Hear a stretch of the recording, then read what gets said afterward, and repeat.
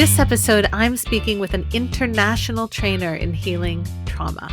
She co-founded Help Restore Transform, a program which works to address educational barriers and improve self-worth among women and children in Mexico.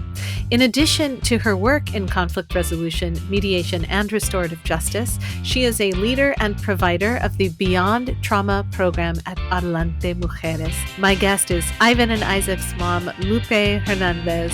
I'm Aiden Nepom, and this is the Changed Podcast.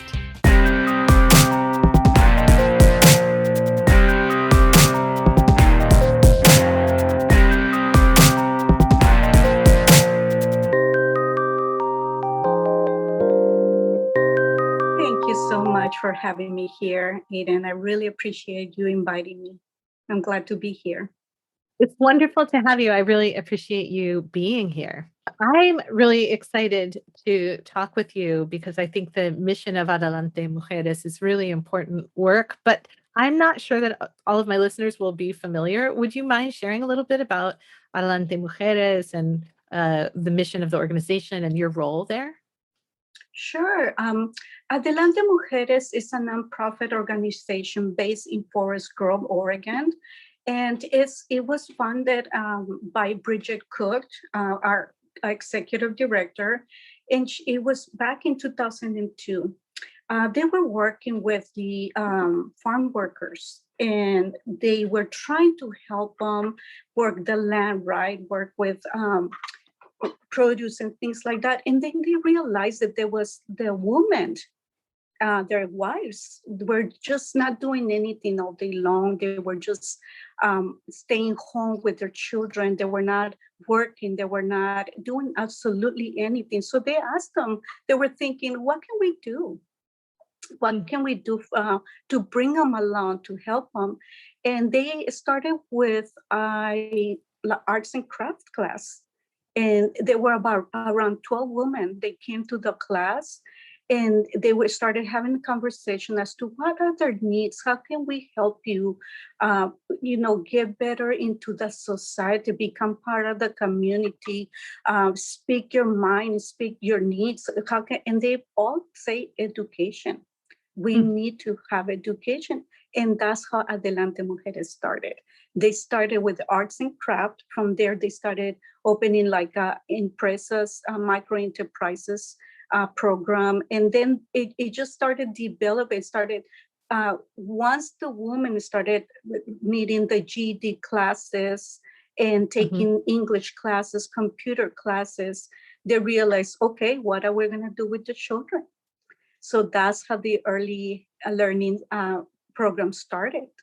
And from there, it just kicked around. And this program, which is Beyond Trauma, it was adopted in 2009. And it was this program, the curriculum is brought from Colombia. And really? It's a curriculum that was brought from Colombia. And actually, a priest wrote this curriculum. He went through the war between Colombia and Africa, and he saw the pain and the hurt that the war left, right? So he started thinking, how can I help? What can I do to help these people? And that's how he wrote this curriculum. So Adelante Mujeres, people from Brazil came to train Adelante Mujeres into the curriculum and teach us more about trauma and what the damages of trauma. And that's how they adapted the program. So this program has been around since 2009. And it was mostly geared to our participants, right? We work with the Latino community, so it was more geared to that. But now we find out that it is open for everybody. It's open for any gender, 18 years and over, because trauma, a lot of people are going through a trauma and they don't understand, or they didn't know they had trauma.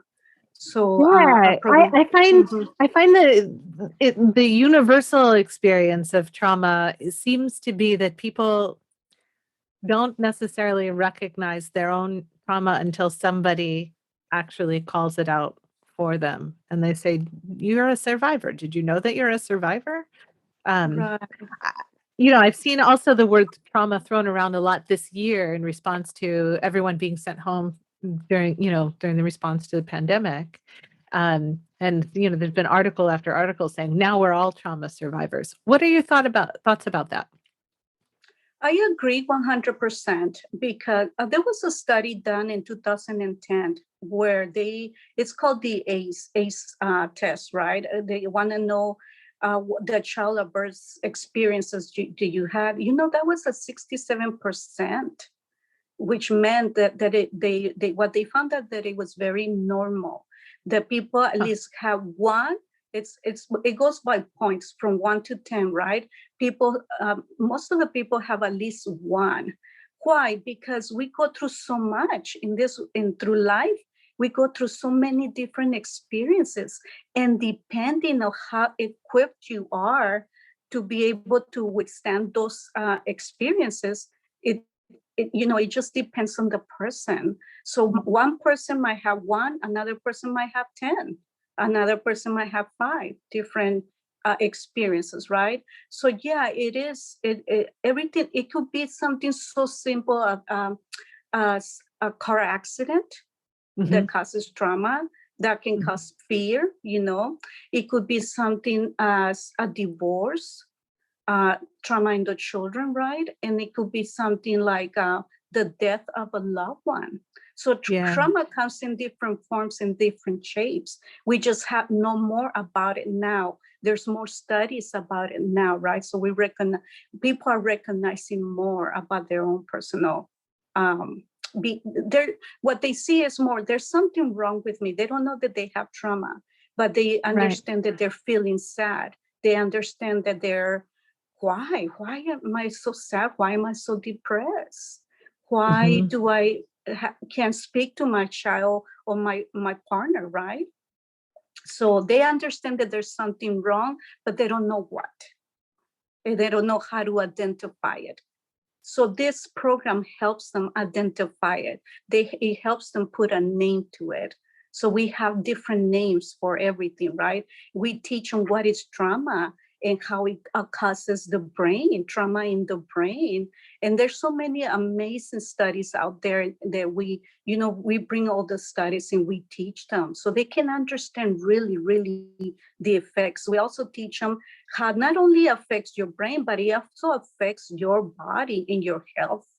Right. Right. There's that book. I'm trying to remember the name. The book called "The Body Keeps the Score." That book comes to mind. Yes. There's a good one right now. Is Taming Your Dragons, right? Because when you go to trauma, you have all these dragons in your mind. So your mind is the most powerful thing that you can have. If you do, and you have all these dragons, right? Telling you things, you're not worthy, you're alone, you can't do things. There's so many different dragons. And if you don't know how to tame those dragons, they take over you. And therefore, is there anything that people can do to help loved ones who are trauma survivors? I have friends and family members who have survived some pretty horrific things in their lives, and it's you can see them wrestling their dragons in any given moment. And I have one family member who will sometimes reach out to me and they want help and support. And I feel like I'm like, I'm not a therapist. I don't know what to do. I can tell you're wrestling with your dragons, so to speak, but I don't know. And it's like they're crying out, help me. And I don't know how. How can people support those who are actively trying to heal their past wounds, but aren't there yet? And maybe, I don't know if anybody's ever really there all the way. Maybe you can speak to that too. You know what? I learned in my past experiences, like for me, when I was dealing with my own dragons, I just needed somebody to hear me. I just needed a community that will hear my cry, that will be there, not necessarily to answer all my problems or tell me what I needed to do. I just needed somebody to hear me out, but also encourage them to look for help, because there is help out there. There's tons of organizations dealing with this, and they more in a more professional way, right? And but as a relative, as a friend, just listening to them, it really, really helps.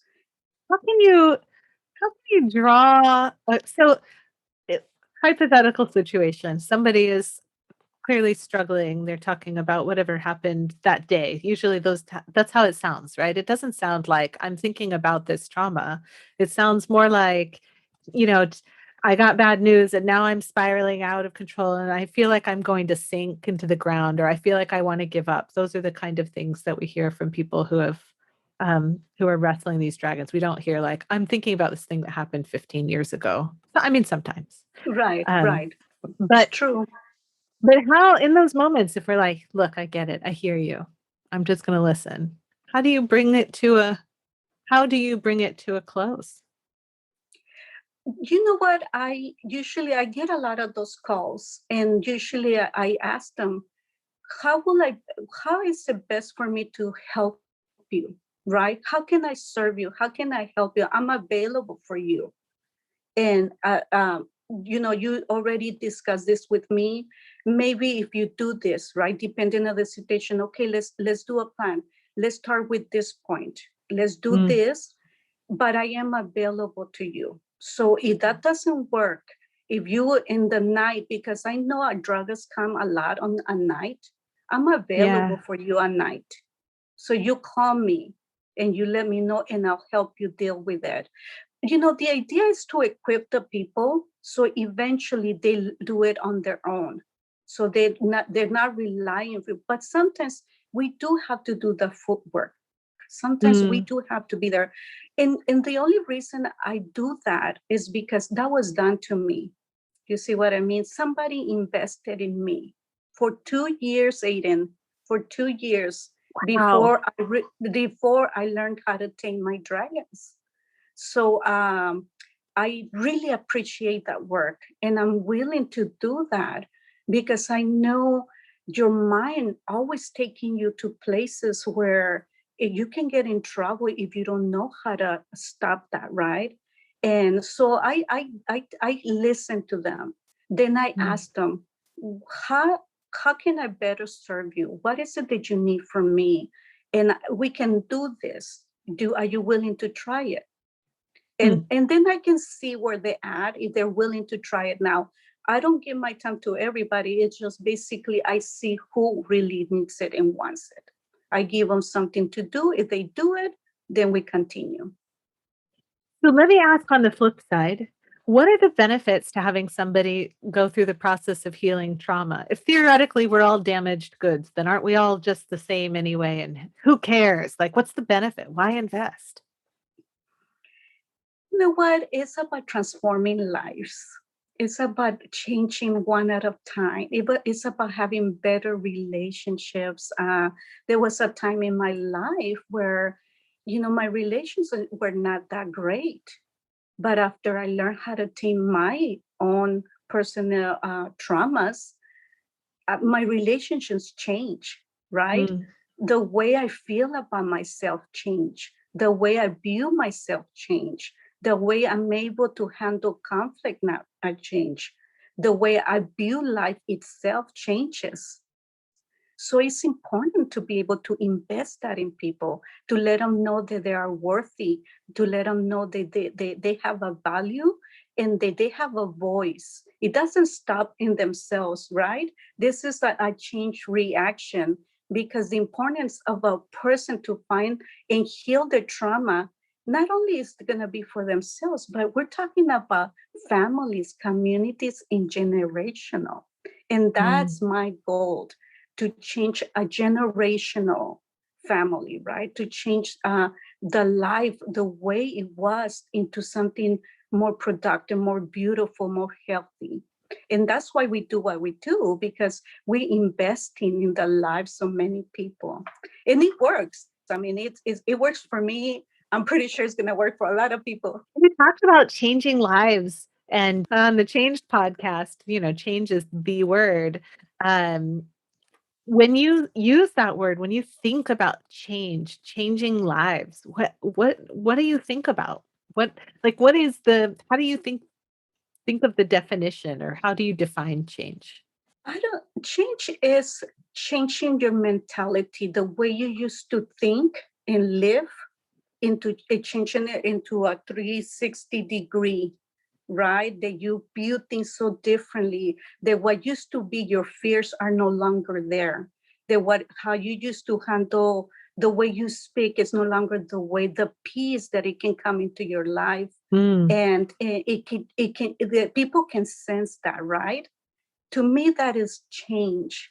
To me, the people see you 10 years from now and they say, wow, I don't recognize you. That person that used to be, wow, you changed completely, right? And that is only through the healing that trauma can bring, right? Is that easy, or is that hard for you personally? I mean, 2 years, you said a person invested in your own change. Um, was How would you classify that? Was it a difficult change, or is 2 years like a blink of an eye, not a big deal? And you know what? Change, it's a lifetime. It's not that was just 2 years that I learned about my own personal trauma, and that I Mm. learned about why I behave the way, and why I be myself. So it was my healing process, but change has been a lifetime, right? And and I have been through many changes, right? That wasn't just it. It just, something happens, then you realize, oh shoot, I need to, that I don't like the way that feels. I don't Mhm. like the way that, then you realize I have to deal with that. It comes in through seasons, and it's just about finding a treasure. When trauma comes, we block a lot of things. We don't Mhm. remember a lot of things depending of the trauma, right?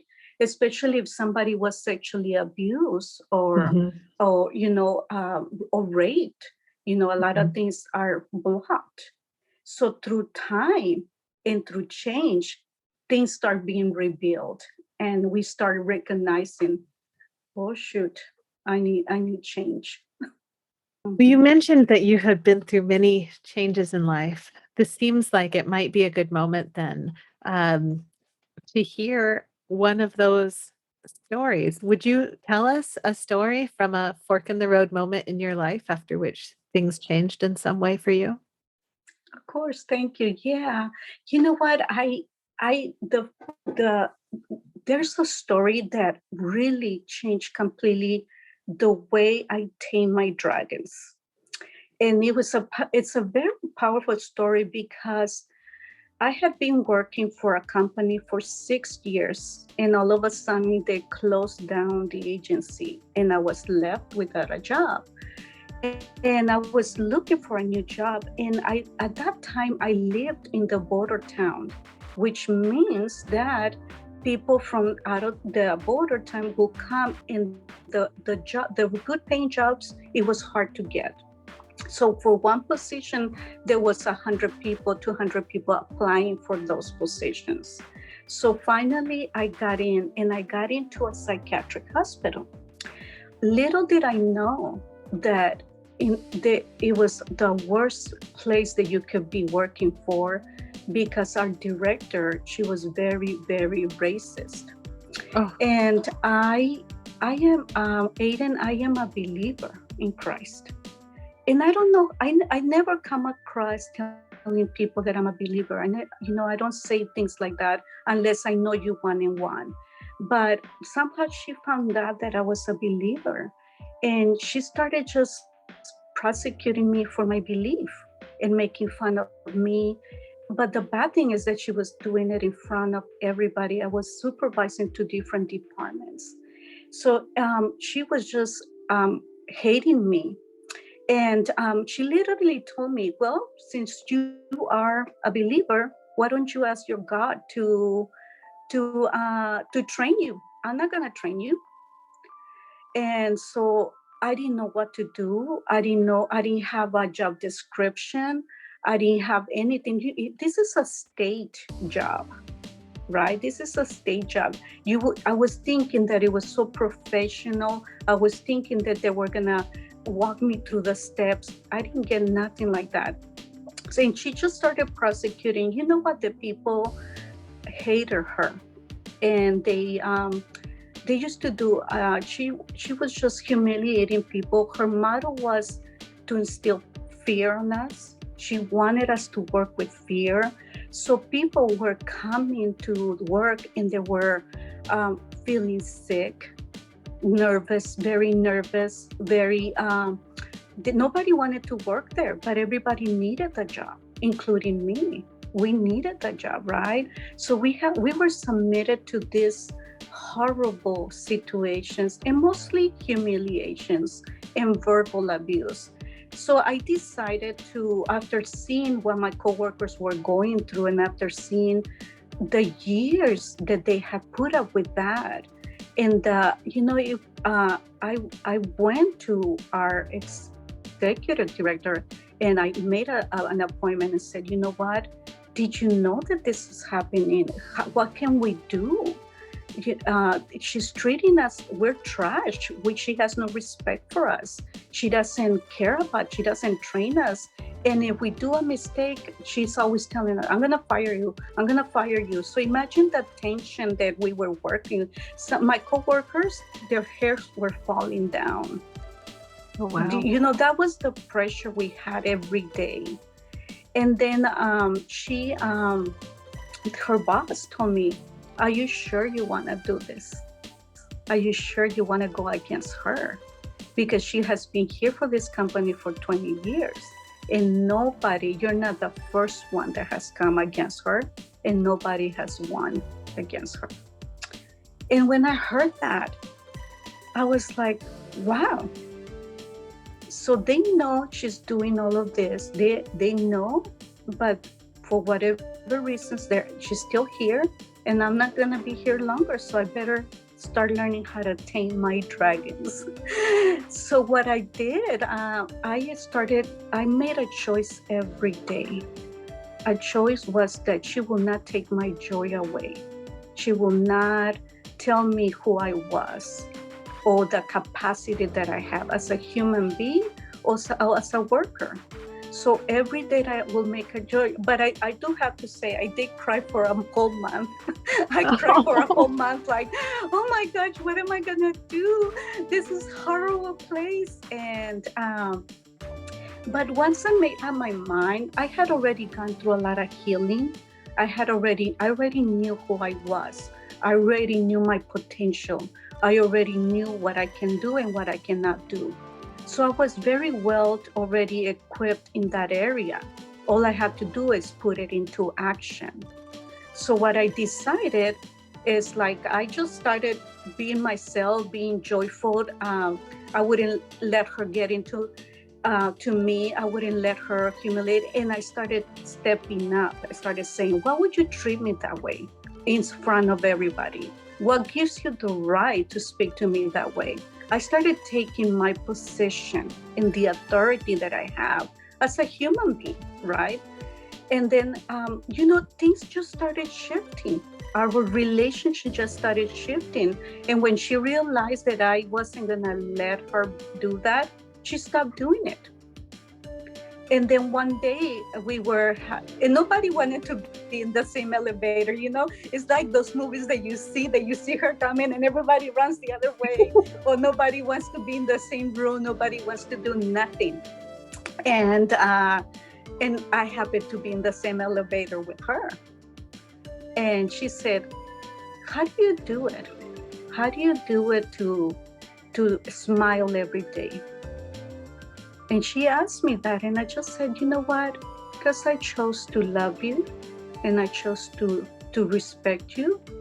And when I did that to you, I was able to respect myself and be joyful about it. And no matter what you say or what you do, you cannot hurt me. And I just took that authority away from her. And she after that, we had the greatest relationship ever. I could go to her and I could say, you know what, I don't understand what you're asking me to do. Would you give me guidance? And she will help me. Versus before, it was like nothing, nothing, nothing. I really had to. So the teaching that I got out of that, Aiden, it was not so much that I became a better worker. It was that I learned and put into action who I was, my worth, respect myself, and make a choice. I choose to be joyful, even though this is a crummy situation, even though she's constantly attacking me. The humiliation part was every day, maybe 2 or 3 times. Every time she will get a chance, she will do it. The pressure. So I started noticing that my hair wasn't falling. I started noticing that I could go like nothing to work, and I noticed the difference. I noticed, and that is the change that I had. I noticed that my coworkers were always worried, were always sick, their health, they were always calling in sick because they were the worriness, the anxiety, the pressure that they were. I never had that. Once I was able to tame my dragons, I never had to call in sick. My hair wasn't falling. I was able to continue working. And every day she will ask of me more and more and more projects and more project and more work and more things. And I just didn't know what to do with it. But I always I pray a lot. So I would ask God to help me, and He would. And He would just lead me and will help me also to bring that peace that surpasses all understanding, right? So that's how I was able to, that's how I realized, wow, this is powerful. This is amazing. And this is what I want others to understand that they have and they can get to. I think that's incredible. Thank you for sharing that story. I think it's an absolutely incredible thing that it came down to once you had your feelings, which it sounds like was a process in and of itself, that you made a choice about how you were going to show Yeah. up. And I don't think that that's an easy choice to make, to be joyful and loving in the Mhm. face of the opposite behavior. If somebody's literally being hateful to you, how do you show them love and joy and patience? And the obvious answer, and the answer you've just given us, is you choose to do so. But it's not such an obvious answer. It's a really difficult answer. Imagine any number of situations where somebody might be treating you terribly. The natural instinct is to protect oneself. It sounds so risky to be out there and be like, have a great day. Thanks for the feedback, you know? Um, that's, I think that's bold. That's why the work that we do at Adelante Mujeres is so important, because we are investing in the community and we are teaching them these skills, right? It's not something that you are born and you know about. Your parents are not teaching you that, right? It's only through people that have gone through it and have experienced it that you're able to teach this, right? And hopefully, and God willing, people will get it, will understand it, and put it into action, because we can read so many books, we can learn, we can see it, but if you don't put it into action, it's not going to work for you. So the whole idea is to learn it and put it into action and make those decisions. And eventually you start realizes, oh, I'm able to do this. I can make this change. I can be completely tame those dragons, right? And stop allowing people to abuse you in that way or make you feel any less, right? And that's Were what I you did. were you worried that by standing up to her that you might get fired? I was very worried because I needed a job. I really needed a job, and I was very worried. But I also came to a point where I said, if I lose it, so be it. If I lose it, I will be standing up to my belief. I will be standing up to a monster, because we thought she was a monster, right? Everybody called her the hateful name in her name, right? And but then you know what I did? I realized that broken people hurt, Mhm. right? We know that hurt people hurt. We understand that, and it's part of trauma. And I started realizing, wow, she must have gone through so much to get to this Mm. point. She must have gone through, God only knows how relationship is. God only knows what she's gone through. So I started like having like, even though I felt so attacked by her, I started feeling compassion for her. You see, I started putting myself into her shoes, thinking, what in the world happened to her? To I haven't met anybody so hateful and so Mm. evil in her, the way she treats us, right? So disrespectful. And she was so verbally abusive in the job. Nowadays you can't do that, but she could do that back then. And I started thinking, I think that people still do. I think people still do and aren't stood up to because of in a similar situation where they're afraid they might lose the work. yeah. And what I realized is that, you know, we always, if one door closes, another one will open, a window will open. So we really need to stand up for what our worth and not allow anybody to treat us any other way, right? Or what we deserve. The way we treat other people, we expect for them to treat us back, right? And yes, I was afraid to lose my job, but I came to a point that I said, so be it. If I do lose it, at least I stood up for myself, and I'm not Mhm. gonna let anybody treat me that way, because I wasn't treating them that way. What do you think would have happened? Like, what do you think, where do you think your life would be had you chosen either to quit or to fight her through the system? Well, you know what? I tried to fight her to the system, but it didn't go anywhere because they were not willing to do anything, right? Uh-huh.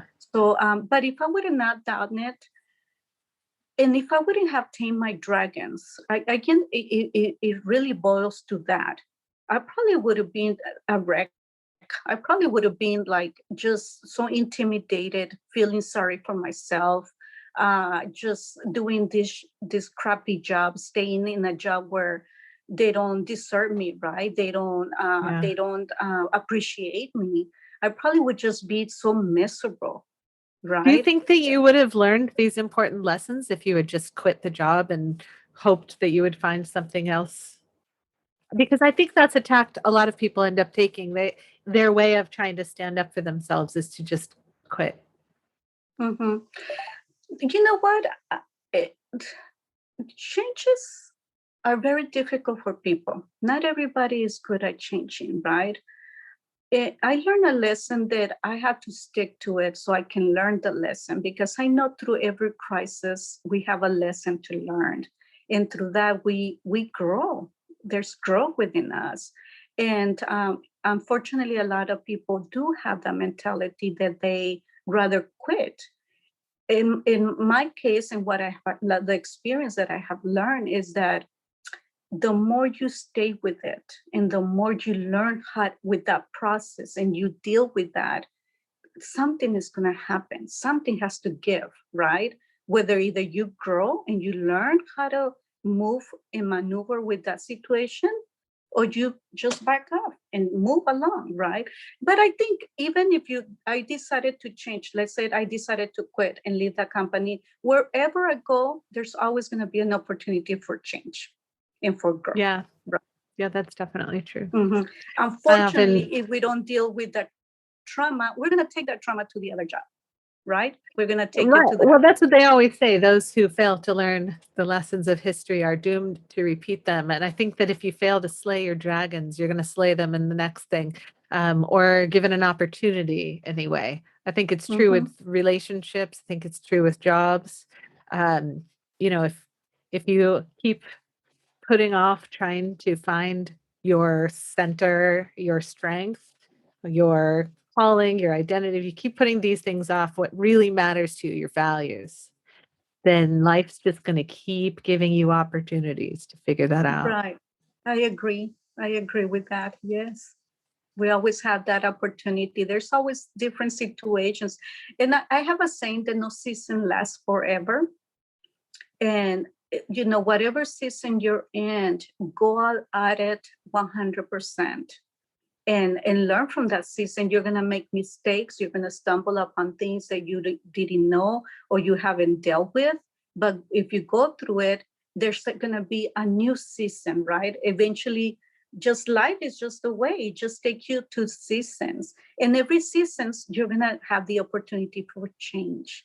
And it's really up to you. It's your choice. Mm-hmm. Well, before we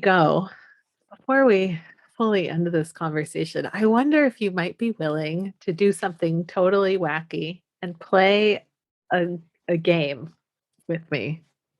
Okay. It's not a hard game. It's a game I made up, and it has a really long title that tells you exactly how to play the game. The title of the game is Aiden asks you a bunch of questions, and then you answer the questions as quickly as you can. Let's do it. All right. Okay, here we go. The first question is, and again, I don't have cue cards, so I'm making these up too. So Aiden also tries to ask questions quickly. Should be part of the name of this game. But first question is cake or pie? Pie. Do you have a favorite flavor? Apple pie, 100% with ice cream. That was the next question. Let's talk about furniture. Once you've arranged the furniture in your room, is that where it stays forever and ever until that furniture dies or you move? Or do you like to rearrange the furniture frequently? Rearrange 100%. Rearrange. My sons hate me for that. I get an idea and let's change it. And that comes from my mom, really. My mom used to do that all the time. She would rearrange the whole house. I think I had got that same thing. When it comes to outfits, if you had to choose one favorite outfit, assuming it could grow or shrink with your own growing and shrinking, one favorite outfit for the rest of your life, but you can't wear anything else, just that one outfit, but it's a favorite, or a different outfit every day for the rest of your life, but you can't wear the same outfit twice. Different outfit every day. I'm all for a different outfit every day. I would hate to stay with one outfit the rest of my life. Heck no, a different outfit every day. Well, the first movie you remember seeing as a kid, or close to the first? You're not gonna believe this, but this is the one that I got some of my trauma. It was The Exorcist. Oh my God. I was a little girl and I had no idea what I was watching. And it really, really traumatized me. And that was the first time I remember seeing a movie. Oh my God. How sad, huh? I'm so sorry you had to go through that. I want to say that my mom was not aware that I was watching that movie because my brothers took me. They went to see it and I tag along. Oh no! That's a warning to parents. Be careful when you've got the little kid tagging along. Yes. Good Lord. Wow. All right, last question in the Aiden Asks You a Bunch of Questions game, which is, what is a book that you recommend to people? Bonus points if you've read it in the last 6 months. I recommend Your Brain is Always Listening. It talks about taming your dragons. It's by Dr. Amen, and I forgot his last name. And it's great. It talks about all the different dragons, which is the different traumas we have. Mhm. And it gives you an idea where they come, the root of it, and what you can do. So Oh, great. I'm actually reading it right now. I'm enjoying it. So Wonderful. yeah. Thank you. You're welcome. Well, as we bring our conversation to a close, what would you like to leave listeners with? I know talking about trauma is not an easy thing to understand, but when you're feeling sad, when you're feeling depressed, when you're feeling all alone, there's places where you can go and have somebody hear you out. We're here for you. We're here to lead you and help you through that. Don't ever think that you're alone. Don't ever think that you can do it alone, because that's why we cannot walk this walk alone. We always need a community. We need a group of people helping us. So if you ever feel like you need help, we're here to help you.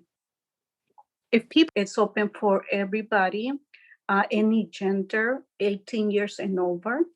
And as a matter of fact, right now we have a lot of workshops online that they can go ahead and join. All they have to do is sign up for the workshops, and anybody's welcome.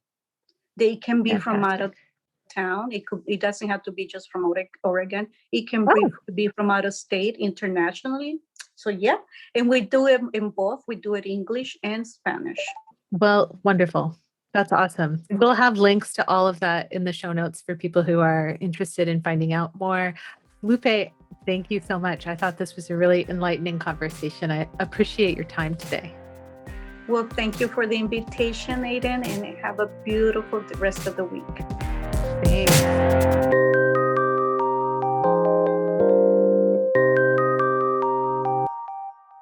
What I love about Lupe's story is that it illustrates so many things. First, how important it is to just make those tough choices in life. Standing up and advocating for yourself in this world, well, that's hard. And at the same time, if you don't, who will? Second, when it comes to overcoming those tough things, waiting doesn't make it easier.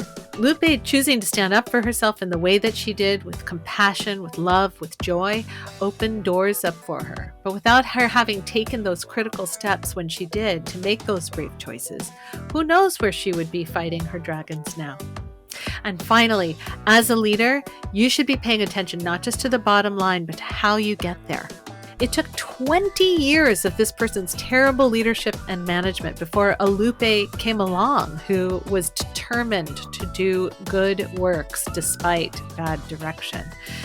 If you as a leader want to bring out the best in your people, you have to create an environment where that's even possible. If you are managing through fear, you might get compliance or obedience, but you will never get people's best. And that's because when people are simply trying to survive, they can't even access their very best. If you are interested in learning more about healing trauma, I'll have links to Adelante Mujeres programs, which are available virtually and online, in the show notes for this episode, along with the books we discussed.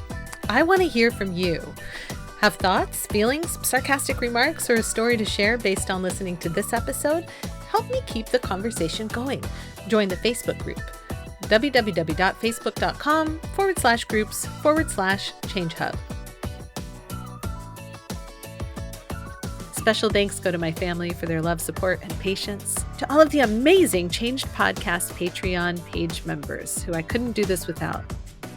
Art of Change Skills for Life, and Patreon member producer, Dr. Rick Kirshner. Thank you to Lupe Hernandez for her story, for her inspiring thoughts, and thank you to you for listening to the Changed Podcast. I'm Aiden Nepom, and I wish you the kind of experiences in life you're excited to tell stories about.